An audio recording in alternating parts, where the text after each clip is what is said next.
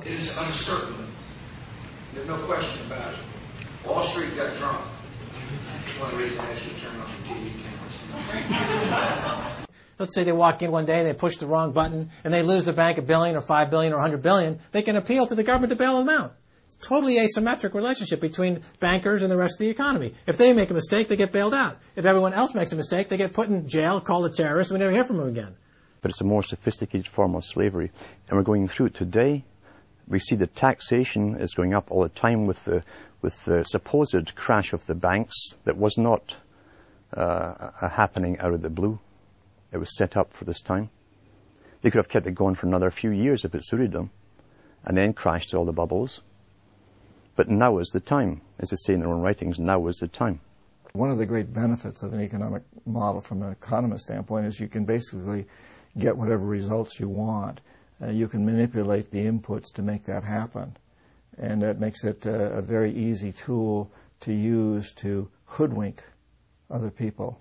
These manufactured, these engineered financial catastrophes are the result of a central banking system that has the ability to add and subtract credit, add and subtract dollars and money at will to create this roller coaster effect. Because unlike most people, the banks are able to make profits as easily on the way down as they can on the way up in any given situation. Volatility is great for banks and professionals. Volatility is not great for the most average people. Their operatives in government and media then hold the economy hostage by issuing the ultimatum: give us unlimited bailout money or the economy dies. What's being used is what I call, to try to get the money, is what I call the suicide threat, where, you know, if anybody has ever seen the movie Blazing Saddle, the sheriff is surrounded by hostile town folks. He takes out his gun, points it at his head and says, you know, don't move or I'll shoot. Well, that's what the big banks are saying. You know, give us unlimited cash or we'll die. And if we die, you'll die because we're too big to fail. It is a false flag attack because Hank Paulson will get up in front of Congress and say, we need $700 billion because that existential threat, the market is attacking us and we need this handout to fight Mr. Market. Mr. Market is out there. We need to fight Mr. Market. It's an existential threat. Meanwhile, he is Mr. Market. He's the one causing the problems. We had Paulson, a representative of Goldman Sachs who happened to be running the U.S. Treasury, came forward with a hysterical briefing for the Congress saying, we, the Wall Street bankers, demand $700 billion in bailouts. So they say, yes, we'll give you all the money you need. Well, these are arsonists. Paulson, Tim Geithner, Bernanke, they're arsonists. They're asking for more matches. And the Congress is saying, who do we make the check out to? Who do we send these matches to? Who do we send the matches to? Is a ton of matches enough? Can we send you some gasoline to go with those matches? They're like, yes, please. Don't change our management. Don't pay us what assets are worth. Pay us way more than what our assets are really worth. Don't make us use honest accounting. Allow us to lie. We've just, under congressional pressure, changed the accounting rules for the express purpose of making sure that the big banks don't have to report honest losses. The only way they can pass this bill is by creating and sustaining a panic atmosphere. That atmosphere is not justified. Many of us were told in private conversations that if we voted against this bill on Monday, that the sky would fall, the market would drop 2,000 or 3,000 points the first day, another couple thousand the second day, and a few members were even told that there would be martial law in America if we voted no. That's what I call fear-mongering. We have, people in the government threatening martial law or things to get their way in the executive branch against Congress.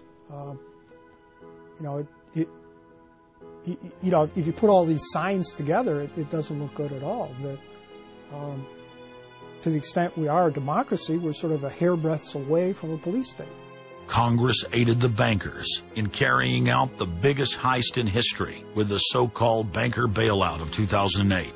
The bailout money, the $13 trillion or so dollars that have been given to the banks, is sitting on the balance sheet of the banks, and that is incurring interest costs. and that's going to precipitate the need to flush the system with more cash. And at some point, the dam will break, and you're going to have very high inflation. Some predict hyperinflation. You cannot print phantom money out of thin air, backed by nothing, and producing practically nothing without destroying the world economy. So unless we cut out the toxic funds, the toxic elements of this economy, every time we put in money on this bailout, it's just feeding the fire. It's not making things better.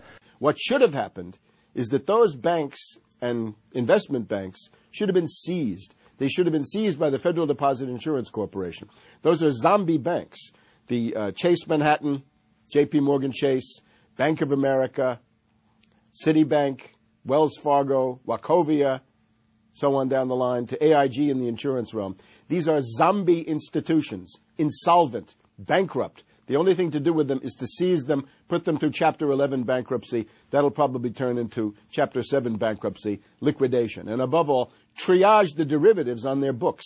There's no way to bail out a $1.5 quadrillion black hole of derivatives. But nevertheless, they tried. They will, of course, try to regain some of this money back, but their debts, unlike any other period in history, are now a quantum size bigger than the entire global GDP by a factor of 50 to 100. It's almost infinite amount of debt. If you really look at the numbers, because of the massive, massive debt, and right now, total debt in this country is about 375% of the gross domestic product.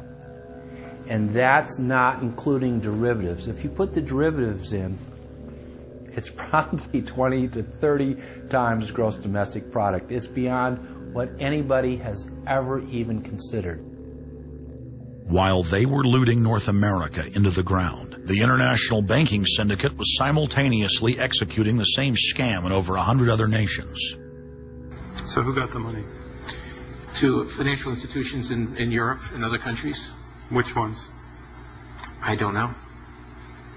$500 billion and you don't know who got the money? Well, Obama's got one difficulty with this Congress. It's the number of freshman Democrats that got elected. Many of these people know that they got their seats from, and many of which got seats in the Senate and Congress from long-held Republican seats. They know that the people back in their states and in their constituencies will not tolerate this any longer. So